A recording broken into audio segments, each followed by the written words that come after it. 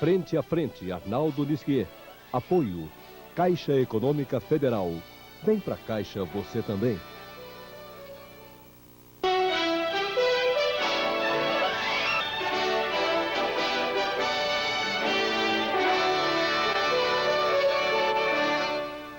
Muito bem, amigos, aqui estamos para mais uma apresentação do nosso Frente a Frente pela Rede Vida de televisão. Hoje entrevistando o professor, o médico, o estudioso José Aristodemo Pinotti. Ele é professor titular de ginecologia da Universidade de São Paulo, mas foi também reitor da Universidade de Campinas, foi secretário de Estado de Educação de São Paulo, exerceu durante algumas legislaturas a condição honrosa de deputado federal e hoje ele vem aqui ao nosso programa, a meu pedido, para nós conversarmos um pouco sobre a situação da saúde em nosso país. Quero agradecer muito ao Dr. Pinotti pela sua presença aqui entre nós.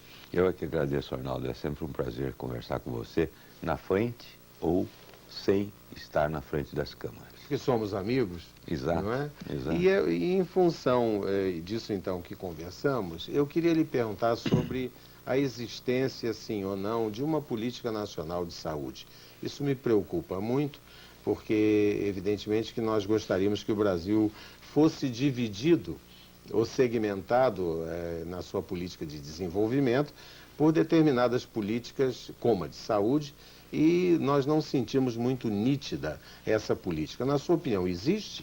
Arnaldo, na Constituição brasileira existe uma política de saúde que é considerada das mais avançadas no mundo, que é o SUS, que foi a Constituição de 1988, que foi a Constituição Cidadã. Do Ulisses Guimarães. E a saúde faz parte da cidadania. Agora, na realidade, o que nós estamos vendo é que nós estamos retroagindo em função da aplicação dessa política. Cada vez mais nós estamos nos afastando na prática daquilo que está na Constituição. Isso é profundamente lamentável, porque eu acho que a democracia se mede pela proximidade entre as leis e a prática, claro, principalmente nas áreas de políticas públicas, não é? E na saúde, esse afastamento é nítido e ele acaba se refletindo nesses baixíssimos índices que nós temos, ou seja, altíssimas mortalidades e morbidades, não é? Incompatíveis com a nossa renda per capita. Mas veja, doutor Pinotti, tanta gente diz que o índice de mortalidade infantil, por exemplo, que já esteve perto de 100, depois baixou para 63 por 100 habitantes, não é? Exato. Por mil, perdão. Por mil nascidos vivos. Isso, por 1000 nascidos vivos, porque tem muita gente que morre na hora do parto. Né?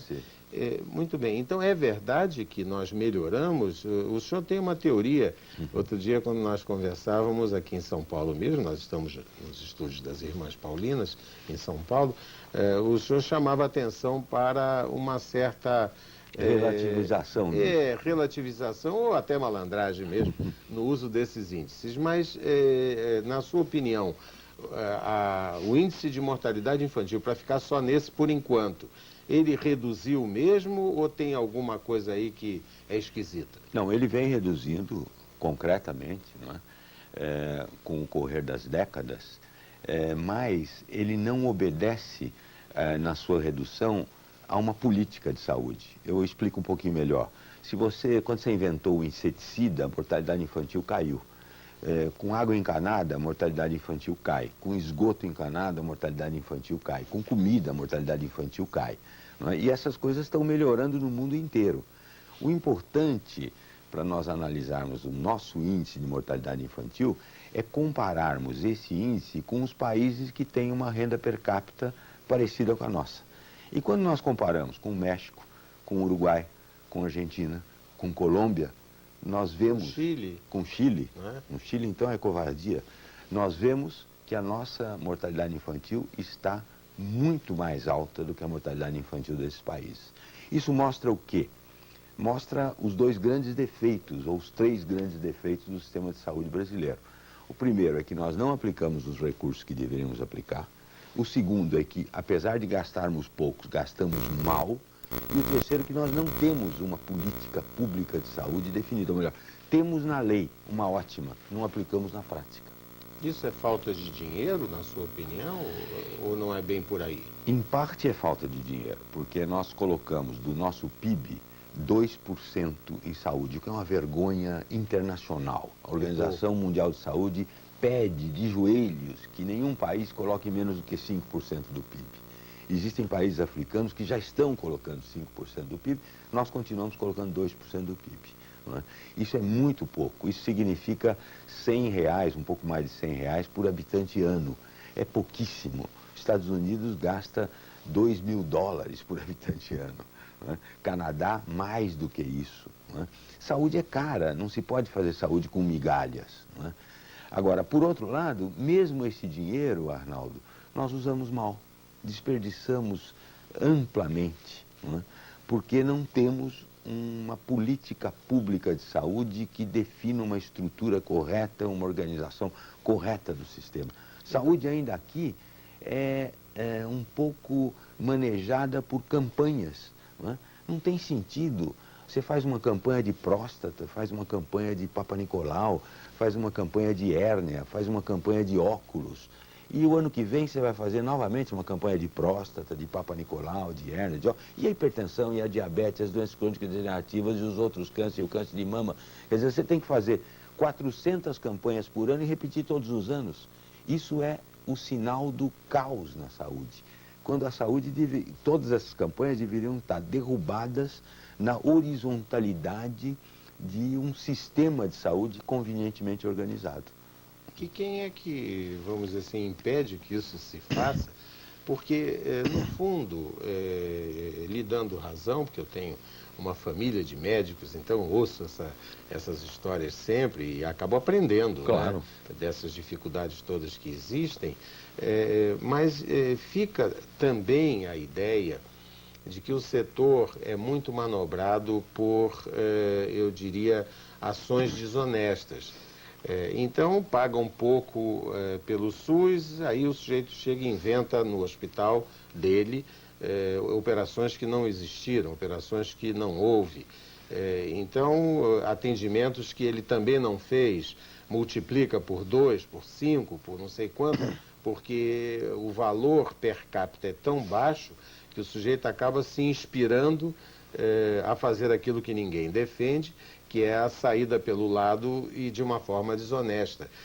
Então, parece que um ex-ministro da Saúde uma vez me disse, isso aqui é um paliteiro, porque para onde você olhar, você vai encontrar irregularidade. E como é que se pode conviver dessa forma? Pois é, essa questão precisa ser bem analisada. Primeiro, que o governo paga realmente muito mal. E ao pagar muito mal... E nem é em dia.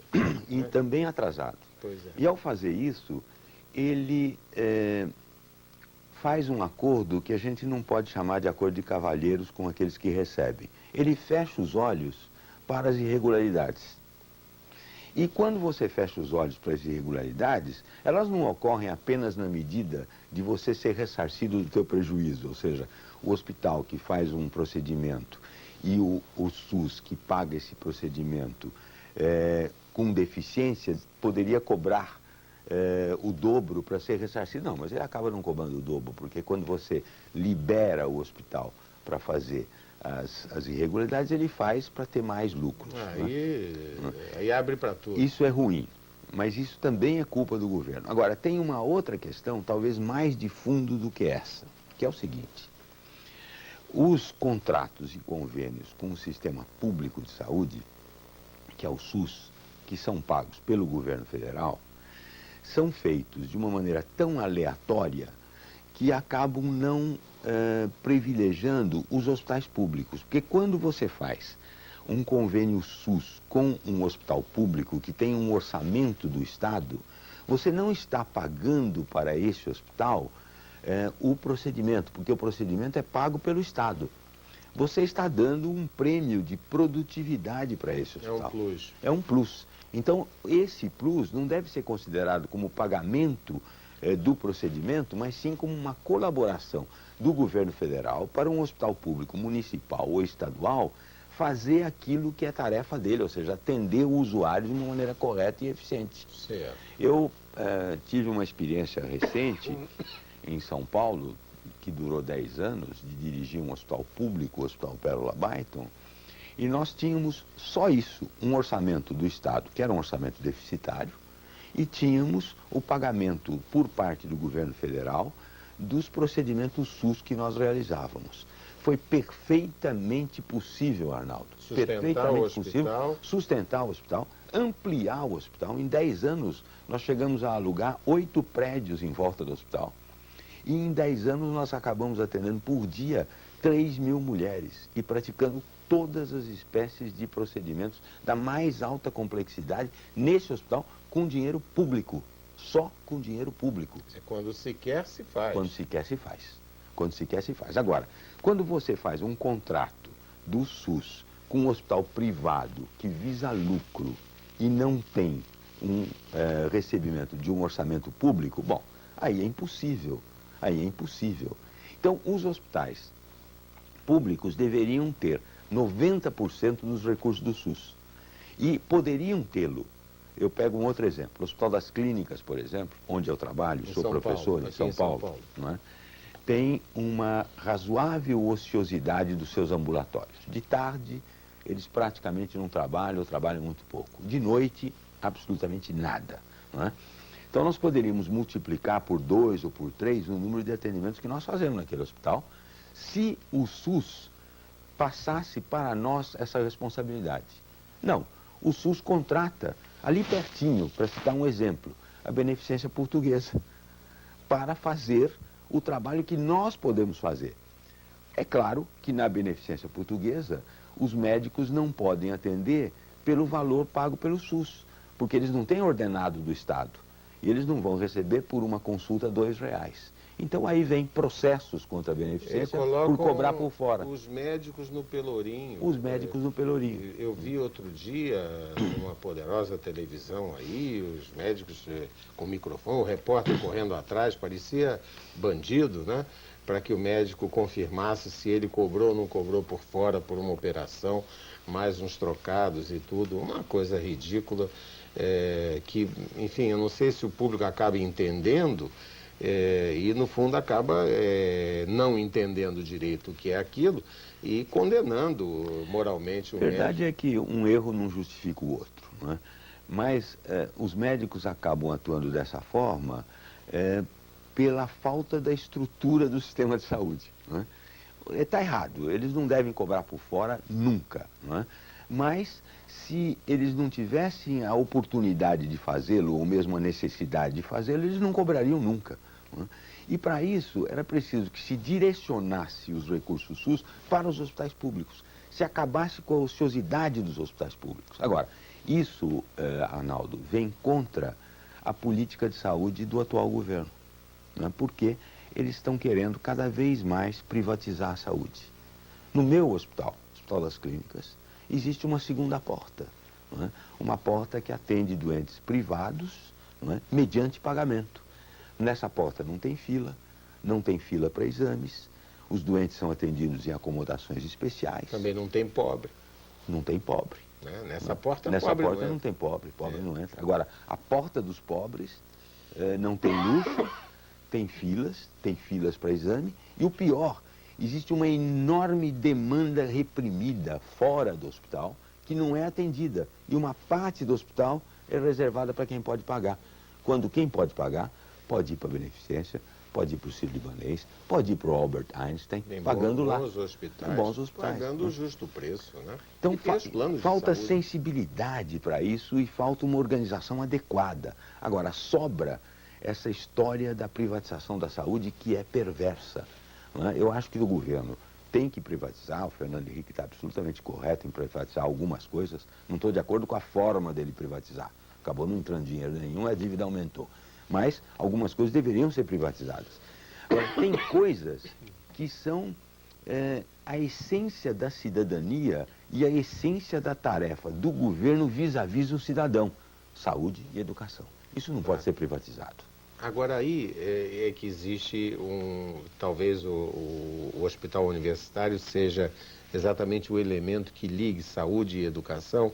E como o senhor foi reitor, foi secretário de Estado e é um médico ilustre ligado ao Hospital das Clínicas de São Paulo, eu acho que valeria a pena uma palavrinha sobre o Hospital Universitário. Nós vamos dar um pequeno intervalo e logo voltaremos nessa entrevista com o Dr. José Aristodemo Pinotti. Até já.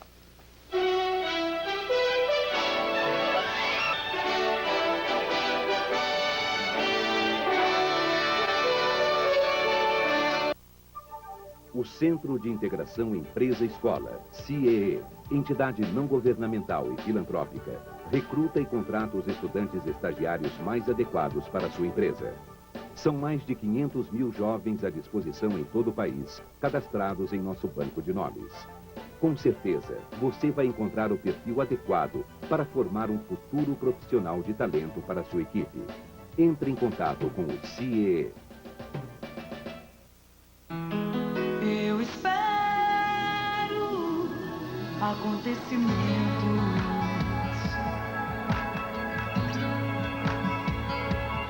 Ai, que o meu brilhava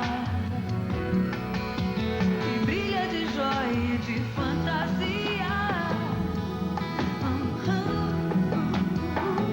Tudo o que acontece na sua vida é importante para a Caixa. Se você trabalha na iniciativa privada, seu regime de previdência é o INSS. Ele garante a aposentadoria de quem tem carteira assinada, é autônomo ou tem o seu próprio negócio. No INSS, você tem benefícios como o auxílio-doença, salário-maternidade, auxílio-acidente e pensão. Sem o INSS, você não pode nem mesmo se aposentar. Trabalhador, para garantir o seu futuro, a Previdência precisa fazer parte da sua vida. Deus milênio velho, feliz milênio novo, vamos brindar de novo com Cidra Cereza, pra se realizar tudo que a gente quer, no milênio que vai chegar. Brindam com Cidra Cereza! Adeus milênio velho, feliz milênio novo, vamos brindar de novo com Cidra Cereza, com Cidra Cereza. Cidra Cereza e um feliz milênio novo. Ainda bem que tem união, verdade. Ainda bem que tem carinho, eternidade. Ainda bem que tem fé, esperança. Ainda bem que tem amor. Ainda bem que tem vida. Ainda bem que tem.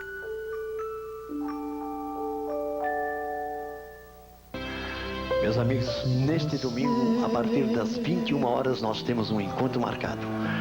É o Programa da Saudade na TV, sempre pela Rede Vida de Televisão, o canal da família. Neste domingo, 21 horas, o Programa da Saudade.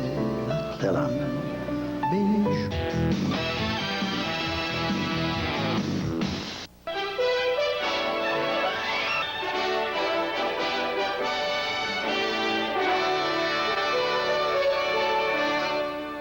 Estamos de volta com o nosso Frente a Frente pela Rede Vida de Televisão, hoje entrevistando o Dr. José Aristodemo Pinotti, professor titular de ginecologia da Universidade de São Paulo.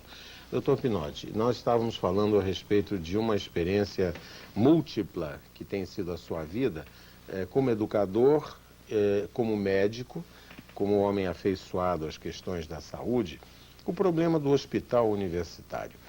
É um problemão, não é? Porque ele tem uma pertinência assim meio dúbia e ninguém sabe direito a quem pertence e quem é que manda e quem paga pelas despesas.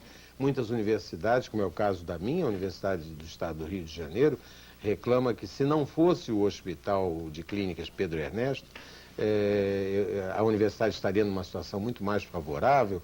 Portanto, acho que veria de bom grado se alguém tomasse aquele hospital para si e arcasse com as despesas. Como é que o senhor vê exatamente uma solução para o problema do hospital universitário de um modo geral? Olha, Arnaldo, eu acho que o hospital universitário é uma instituição fantástica, de uma enorme potencialidade, porque de lá saem os novos profissionais, esses que vão atuar. De lá saem as novas verdades na área de medicina. A pesquisa no Brasil é feita nos hospitais universitários, a pesquisa médica. E nós, nos hospitais universitários, atendemos também pacientes, e é o único lugar que oferece aos pacientes menos possuídos, aos pacientes mais pobres, um nível de atenção que é tão bom ou igual, ou às vezes melhor, o nível de atenção que se recebe quando se paga nos hospitais mais complexos da cidade ou do país. Então é uma instituição que merece, não é, ser utilizada na sua plenitude, e pode ser utilizada na sua plenitude. Não é? A questão do financiamento dos hospitais universitários, a meu ver, é muito simples de ser resolvida, porque o hospital universitário, em geral, tem um financiamento estadual ou municipal, dependendo da origem, ou federal, e, além disso, ele tem um faturamento, ele recebe recursos do SUS. E ele recebe recursos do SUS com 70% de acréscimo em relação aos recursos que qualquer hospital recebe. Ah, ele tem um... Ele tem um plus, um plus, de recursos, não né? sabia. E é o FIDEP, se não me engano o nome desse plus.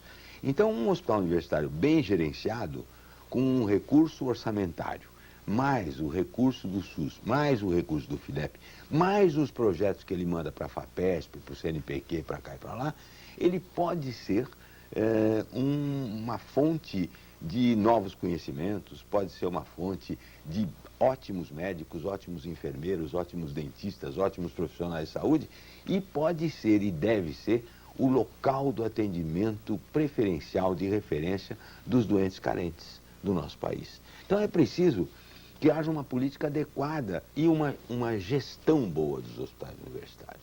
Cada um de per si. Cada um de per si. Não é? Quando isso ocorre, o hospital rende frutos fantásticos, eu não tenho dúvida nenhuma. Eu fico aqui espantado quando o senhor diz, uma experiência enorme que tem e o renome, que é uma solução fácil. E a gente se pergunta, não é? Mas se é fácil, por que não adotam? Não é? Talvez por isso, né? Então, as coisas óbvias são às vezes as mais difíceis de serem implantadas, né? Eu acho, Arnaldo, que ele sofre um pouco a falta de uma política de saúde adequada no país. E a falta de uma política de saúde deixa o hospital universitário meio solto no processo. Não é? Eles sofrem também o fato de haver interferências políticas no sentido político da palavra. Partidário mesmo. Partidário mesmo, dentro da gestão dos hospitais universitários. Não é? Mas é uma coisa de tão grande potencial que merece, eu sei que você está dando uma atenção especial a isso, porque realmente o hospital universitário merece uma atenção, eu uma não atenção tenho especial. dúvida. Agora, toda eleição de reitor, eles estão só esperando abrir as urnas do hospital universitário, porque lá está a decisão. Eles são muita densidade de muita voto densidade ali, né? E, sobretudo, muita politização. Agora, também, uma né? coisa eu gostaria de lhe dizer, Arnaldo. Como não deve ser solucionado o problema do hospital universitário, que é o que está começando a acontecer, é a questão da segunda porta, né? A questão da privatização do hospital universitário. Essa é a única maneira pela qual a coisa não pode e não deve acontecer. O senhor é contra esse tipo de privatização? Claro, porque o hospital universitário é a única oportunidade do doente carente ter uma atenção de alto nível. Não que eu seja contra que qualquer pessoa possa usar o hospital universitário, você, eu, qualquer um, não é? Mas que essas pessoas no hospital universitário sejam tratadas igualitariamente. Na minha clínica que eu dirijo, no hospital universitário aqui do HC, eu atendo qualquer um. Não há qualquer discriminação, mas atendo igualitariamente. Outro dia eu operei uma senhora de câncer de mama a pedido de um grande amigo meu lá de dentro do hospital mesmo, e lhe disse, olha, tudo bem, eu posso fazer isso com o maior prazer, mas ela tem que seguir todos os trâmites aqui. O caso dela vai ser discutido na frente dos alunos, os residentes vão me ajudar a examiná-la, ela vai ficar num quarto com mais 3 pessoas, eu tenho quarto com 4 pessoas lá, e ele sabiamente me disse, a mim não me importa, o que eu quero é que ela seja bem tratada. Que fique boa. Que fique boa. Claro. E realmente essa senhora foi operada, etc., faz pouco tempo isso, e ela mesmo me deu um depoimento fantástico. Diz, olha, eu não só me senti muito bem tratada, como foi uma experiência fantástica para mim dividir meu quarto com 3 outras pessoas. Uma era empregada doméstica, outra era cabeleireira, outra era faxineira, não sei Não de se onde. sentiu diminuída por isso? Absolutamente, absolutamente. Né? Ficou feliz, foi uma experiência para ela de vida e ela está curada, graças a Deus, e está bem, etc. Doutor Pinotti, o senhor falou que fez uma operação de câncer de mama e curou uma paciente. Que metodologia, que invenção aconteceu no Hospital de Clínicas de São Paulo, que parece que há algo novo e notável em relação ao câncer de mama que, sendo aplicado, e parece que o senhor é o autor da ideia e, enfim, da forma como isso está se passando, não há possibilidade de retornar, pelo menos por 10 anos. É verdade isso? E eu queria que o senhor esmiuçasse, porque eu sei que um dos maiores problemas do Brasil hoje é o câncer de mama. Você sabe que na medicina e no amor não existe nem sempre nem nunca, né? Tanto a medicina quanto o amor são ciências ou são artes probabilísticas. Né? Certo. O que a gente faz é fazer com que cada vez mais a gente possa dizer para o paciente: a senhora está curada. Né? E nessa técnica que nós realmente desenvolvemos nos últimos 15 anos, aconteceu uma coisa muito interessante, porque no final desse século, nos últimos 50 anos desse século, nós substituímos a terapêutica radical, a retirada total da mama, por uma terapêutica mais conservadora, onde a gente trata permanecendo a mama. Tira uma parte da mama, tira os gânglios da axila, junta isso com tratamento radioterápico, quimioterápico, e os resultados foram tão bons quanto os resultados da retirada da mama, principalmente para os casos de tumores menores, até 2, 3 centímetros de diâmetro. Mas começou a surgir um problema muito sério, que é a volta da doença na mama de onde ela saiu, de onde nós tiramos. E ocorreu aí a volta em 10% em 10 anos, o que é uma coisa muito grande. Né? E as mulheres viviam com uma espada na cabeça de Demócrito. Será que eu serei uma daquelas? Uma das 10. Né? Pois bem, a técnica que nós desenvolvemos foi para diminuir ao máximo esse risco. E é uma técnica interessante porque faz com que o patologista faça parte da equipe cirúrgica. E quando você tira o tumor e o tecido sadio em volta, o patologista examina as bordas disso durante o ato cirúrgico e as bordas que ficaram também, e vê a proximidade das células tumorais dessas margens e diz: tire mais na margem superior direita, tire mais na parte posterior. Ele vê isso pela coloração, não, ele examina amostras no microscópio, com técnicas de coloração imediata. Não é? E com isso, você tem uma cirurgia que não é guiada simplesmente pelo teu olho, mas pelo microscópio. E em 10 anos de segmento dessas doentes, nós operamos 112 doentes com essa técnica e 149 com a técnica tradicional. Nas 149, em 10 anos, nós tivemos 7,3% de recidiva, o que está de acordo com a literatura. E com essa técnica nós tivemos 0,8% de recidiva. Portanto, quase zero. E isso agora nós estamos difundindo pelo mundo inteiro. Nós estamos recebendo estagiários de vários países, de vários estados brasileiros, e nós acreditamos que de agora em diante deverá ser obrigatória a presença do patologista com conhecimento de desenvolvimento dessa técnica nos casos de cirurgia conservadora de mama, que é a maioria da operação que se faz, a maioria dos casos são operados dessa forma. É incrível, né? Como nós vamos aperfeiçoando, mutatis mutandis e com o devido respeito, é como se fazia antigamente com dente, né? O dentista olha e diz: não, tem que arrancar, e arrancava o dente com raiz, com tudo, né? E hoje há tanto cuidado para não arrancar o dente, para ver se aproveita, mesmo que seja uma parte do dente, né? Porque é aquilo que o indivíduo adquiriu naturalmente, mas eu ainda sou do tempo da dentadura. Só arrancando, né? Arranca, e aí eu... Mas você tem razão, toda a medicina e a odontologia também evoluiu para a área de menos invasão, né? E cirurgias, menos agressão, cirurgias mais conservadoras, né? Hoje nós estamos muito preocupados com isso na área da mulher, porque a mulher foi a maior vítima desse processo. Como existe esse processo de dominação e discriminação da mulher, as cirurgias nas mulheres eram demolidoras, né? Não sei se você já assistiu uma mastectomia radical. Não, né? não.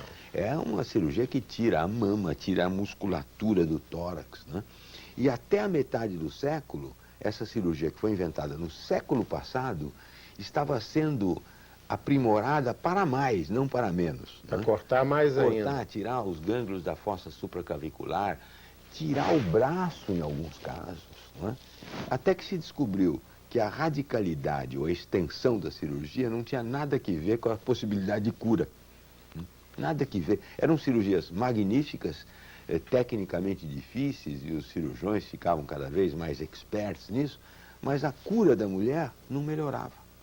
E agora, o que nós estamos descobrindo? Estamos descobrindo que a mulher que tem a sua mama conservada tem uma qualidade emocional muito melhor, e essa qualidade emocional interfere favoravelmente na cura. E nós isso é comprovado cientificamente. É absolutamente comprovado. E nós sabemos até qual é a mediação entre o cérebro e a imunidade, entre o cérebro e os hormônios, que fazem com que a mulher que se sinta bem, que se sinta inteira, que tenha menos depressão, tenha menos estresse, que são coisas que acontecem quando se tira a mama, essa mulher que tem a mama conservada, ela tem conservada também melhor a sua imunidade e a sua capacidade de combater a volta da doença. E, doutor Pinotti, com os conhecimentos de hoje, o mundo vai virando o século com tantas descobertas. Na área da informática não há mais o que inventar. E eles inventam diariamente mais alguma coisa. E nós não conseguimos a cura do câncer, ou conseguimos algumas curas e outras ainda constituem desafio. Como é que o senhor vê isso? Arnaldo, é interessante, porque hoje nós sabemos a origem da maior parte dos casos de câncer. Sabemos, por exemplo, que o câncer do colo uterino é uma doença sexualmente transmissível, portanto podemos preveni-la. Sabemos que o câncer de mama é uma doença ambiental. Podemos dizer para as mulheres que têm um comportamento, que vivam num determinado ambiente, a ponto de terem um risco muito baixo de câncer de mama. Sabemos como diagnosticar precocemente. Sabemos como tratar eficientemente. Sabemos como curar. O grande problema desse século não é tudo o que nós sabemos. O grande problema desse século, em termos de câncer, é aplicar o que nós sabemos para diagnosticar, tratar e curar a maioria das doentes. Isso é que nós não sabemos. E aí isso nos reporta ao começo da nossa conversa de hoje, a estrutura do sistema de saúde. Quando você fizer pesquisas operacionais e aplicar uma boa estrutura no sistema de saúde, você vai poder fazer com que tudo o que você sabe seja aplicado nos pacientes. E aí nós vamos curar muito câncer. Agora, em câncer tem coisas fantásticas, né? Mas eu queria, se o senhor permite, que nós dessemos um pequeno intervalo, coisa rápida, e nós voltaremos para o terceiro bloco, e aí o senhor vai poder estender um pouco mais a sua opinião a respeito. Então vamos dar um intervalo e logo voltaremos com o nosso Frente a Frente pela Rede Vida de televisão. Até já.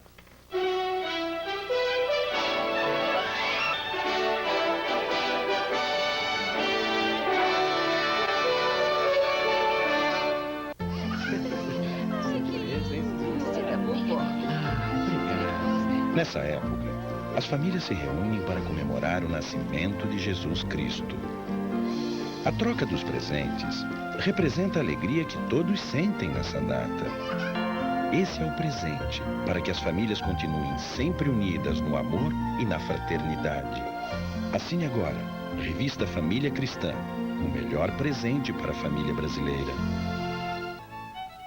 Dias 11 e 12, no Parque de Rodeios, em Guarapuava, Paraná, Cavalhadas 1999. Promoção Ordem dos Cavaleiros de Guarapuava. A partir das 14 horas, competições no resgate das tradições. 20 horas, Festa das Cavalhadas. Apoio Prefeitura Municipal de Guarapuava, cada vez mais humana. Com a proximidade do novo milênio, a comunidade da paróquia de Nossa Senhora da Esperança, na EQN 307-308, oferece a Jesus Cristo um novo templo em grande festa religiosa. Assim, no próximo dia 11 de dezembro, será realizada a consagração da igreja, às 9h30 da manhã, em cerimônia presidida pelo cardeal de Brasília, Dom Falcão. Venha participar conosco. Quando quero treinar agilidade, vou direto pro bebê. Nas salas de autoatendimento, meu saque é muito mais rápido. Eu entro na rede bebê e acompanho todos os lances da minha conta. Pelo telefone, eu bato uma bola com o bebê e ganho tempo. Eu e a Karen também fazemos parte desse time. Porque ficar no banco por muito tempo não é com a gente. Autoatendimento bebê, campeão em tudo. Alô, vestibulandos, assistam neste domingo, dia 5 de dezembro, a partir das 20h30, SETA nos vestibulares pela Rede Vida. Os professores da SETA comentarão a segunda etapa da primeira fase da FUVEST 2000. SETA, na Rede Vida de Televisão, o canal do vestibular.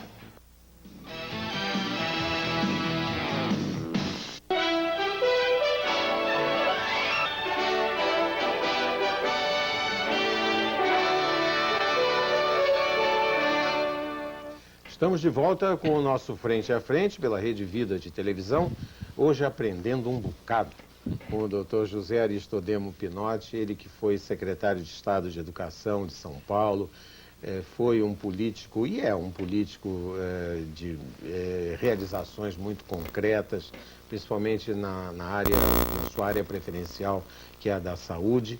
Ele foi também reitor da Universidade de Campinas e é um médico muito conhecido, que trabalha no Hospital de Clínicas de São Paulo, onde o Dr. Pinotti adquiriu essa longa experiência, não é, a respeito do trato, inclusive, dessa palavrinha que muita gente não gosta de ouvir, mas que infelizmente é uma realidade, que é o câncer. Então, estava concluindo um pensamento sobre a cura do câncer.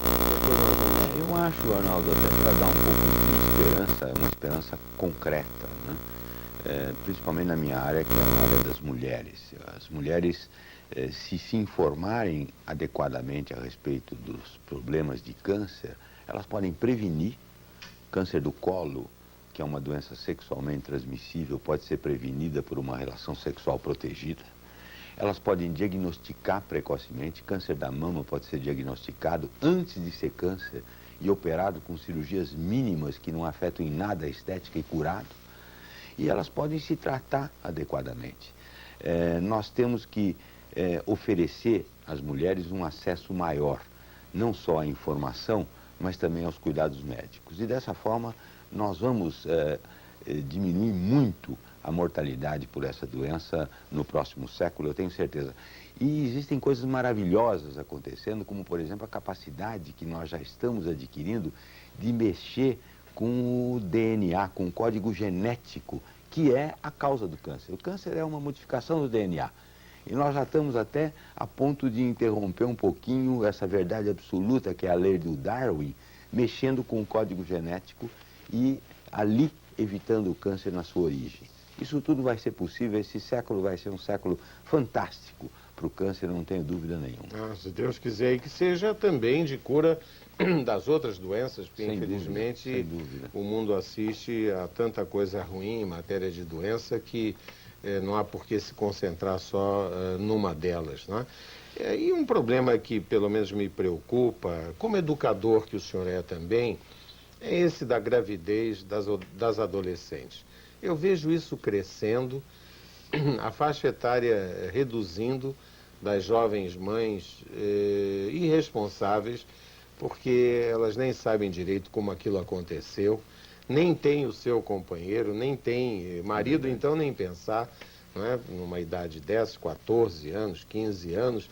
Como é que o senhor está vendo esse fenômeno e o que fazer para evitar que se amplie tanto o que nós estamos assistindo em matéria de gravidez na adolescência? O fenômeno é dramático, realmente, Arnaldo, porque 20% dos partos no Brasil ocorrem na adolescência.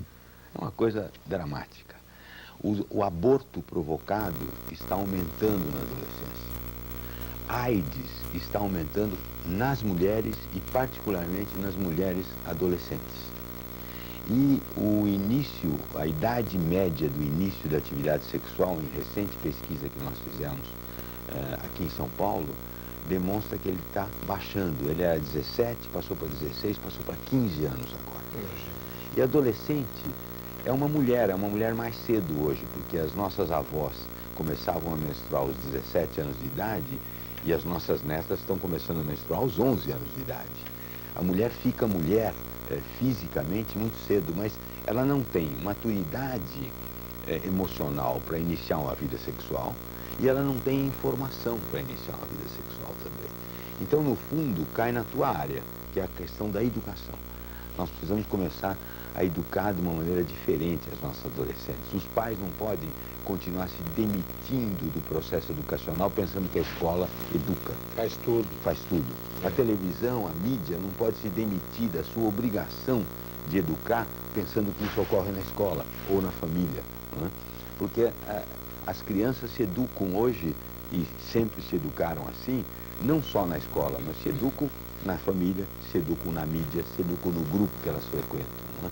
Educação é um processo muito mais amplo, muito mais holístico do que simplesmente essa transferência de informação em que foi transformada a nossa educação. E sem contar o problema da violência, inclusive a violência sexual. Mas há toda uma violência instalada no país, quando se pergunta a qualquer cidadão com o que ele se preocupa hoje, até para eleger alguém. Nós estamos já caminhando para eleições municipais, né, que serão muito importantes no país inteiro, e a violência, ou a segurança, não é, que é o seu contraponto, aí passa a ser a preocupação dominante. Como é que, na sua opinião, nós podemos sair disso? Aí fala o educador. Pois é, eu acho que nós não podemos dispensar uma repressão importante, policial, às questões de violência urbana. Mas, se nós formos só por esse caminho, nós vamos numa escalada de violência. A violência gerando a repressão gerando a violência, e isso não resolverá nunca. É preciso ir para o caminho da educação. Eu tive uma experiência fantástica quando eu fui secretário de Educação do governo Montoro, de colocar, sem construir novas escolas, as crianças mais carentes de cada escola em tempo integral na escola. O programa se chamou Profit, Programa de Formação Integral da Criança, que tentava pedagogicamente substituir um ensino informativo por um ensino formativo. E é possível você formar a criança quando você sai da sala de aula com ela, come com ela, brinca com ela, faz jardinagem com ela, faz esporte com ela, faz música com ela, que é o que a gente fazia no pós-escola. Os resultados desse programa, Arnaldo, que conseguiram colocar 500 mil crianças pobres em tempo integral nas escolas, os resultados foram fantásticos. Repetência e invasão diminuiu em 86%. E a sociabilidade da criança, o aproveitamento escolar, o comportamento da criança melhorou terrivelmente, analisado por pedagogos. Então, eu não tenho dúvida nenhuma que o problema da violência é gerado por falta de uma política adequada de educação, que não precisa tijolo nem telha.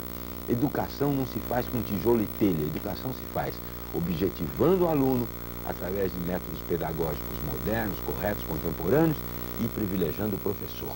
Mas e por que projetos assim, eles sofrem solução de continuidade? Por quê? Porque no nosso país, infelizmente, nós entendemos desenvolvimento como aumentar a renda per capita. Nós entendemos modernidade como carros importados. E nós não entendemos a essência das coisas. Não estou falando do Saint-Exupéry, mas podemos lembrar dele. Né? A essência das coisas que mostra claramente que um país desenvolvido não é um país que tem máquinas, carros importados, renda per capita. Um país desenvolvido é o que oferece à maioria da sua população uma qualidade adequada de vida. Isso não é difícil de acontecer se você priorizar as políticas públicas de educação, de saúde, de segurança. Afinal de contas, para que existe o governo? O governo não é para tratar dos empresários, dos industriais ou dos bancos. Eles se viram por si só e muito claramente. E bem. O governo é para tratar exatamente dessas políticas públicas e diminuir a concentração de renda através da oferta adequada dessas políticas públicas. Não é? Infelizmente, a globalização não propicia os governos fazerem isso. E os governos que se ajoelharam ao processo de globalização acabaram esquecendo do desenvolvimento humano.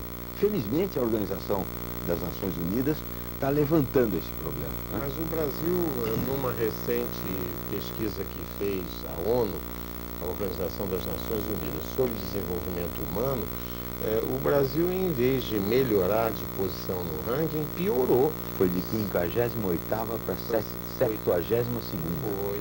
Deu uma piorada. Na sua opinião, em que fatores nós pioramos para determinar nós fizemos o que o Guga fez ao contrário, né? O Guga subiu no ranking e nós descemos. Por que descemos? Bom, para o telespectador, não é importante ele saber que esse ranking do desenvolvimento humano mede por saúde, por educação, por escolaridade e por emprego. Não é? E é fácil verificar que as nossas políticas de saúde, educação e de emprego pioraram sensivelmente. E pioraram porque nós assumimos essa coisa da globalização, do neoliberalismo de uma forma muito acrítica. Eu acho, Arnaldo, que nós temos que nos inserir no mundo como ele está, e o mundo está globalizado. Mas nós podemos fazê-lo usando todo esse espaço enorme que o país tem de negociação. Nós somos um país forte, nós somos a 8ª economia do mundo, nós somos um país continental para negociar bem a globalização do país. Porque, afinal de contas, os Estados Unidos, com a globalização, tem hoje o menor desemprego da sua história. E há 10 anos que ele está crescendo economicamente. A globalização está sendo boa para eles. Poderia ser, estão muito felizes, poderia ser boa para a gente. Claro. Não é? Mas aí depende de você ter representantes, não é? No executivo, no legislativo, que entendam que o desenvolvimento de um país tem que ser a felicidade do seu povo.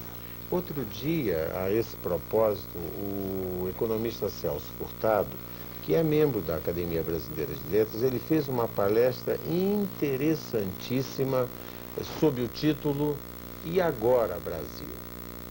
O título era esse. E ele explicou direitinho, numa crença enorme. Ele é um homem que veio da guerra, ele era oficial de ligação, né, na época da Segunda Guerra Mundial. Ele contou, enfim, como sofreu essas peripécias todas e como a mentalidade dele, como se criou em função, inclusive, dos horrores da guerra que ele assistiu na Europa. Mas ele falou da globalização. Ele não é exatamente contra a globalização. O que ele condenou, e isso vem bem a propósito da sua fala, porque eu acho que vocês afinam com isso, ele condena o fato de que no Brasil, que tem uma renda per capita de $5.000, nós sabemos, não é grande coisa, mas em termos de média já está razoável.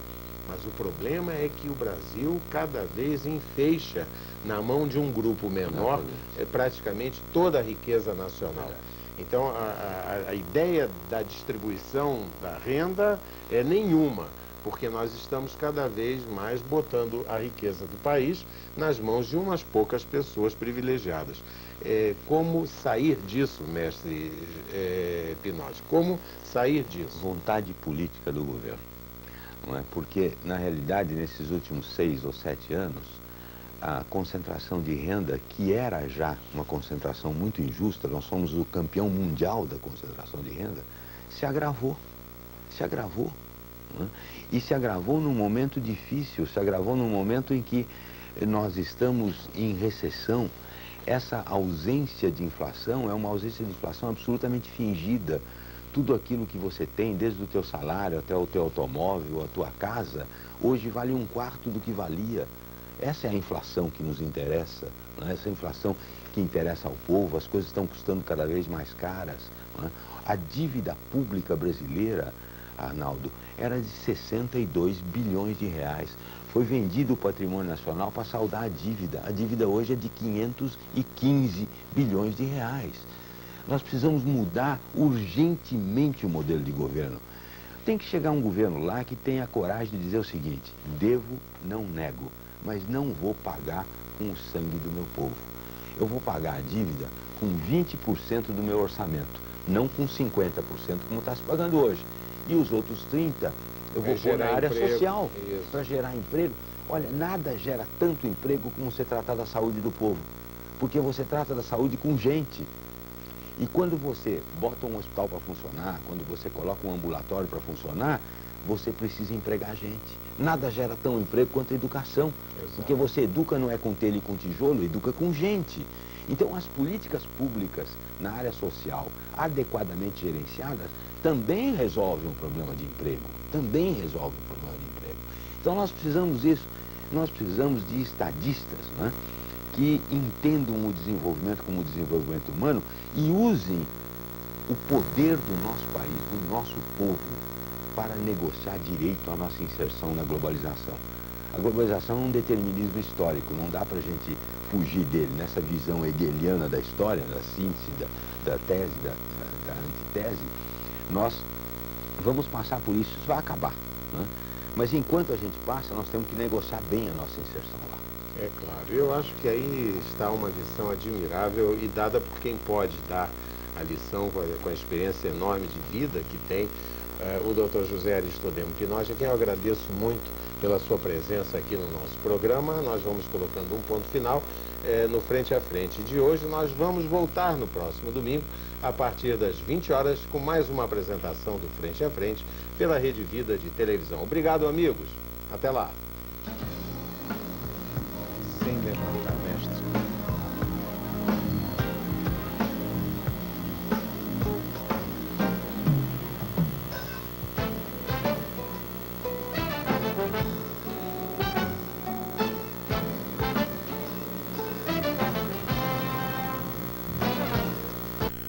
Frente a Frente, Arnaldo Lissier. Apoio. Caixa Econômica Federal. Vem pra cá.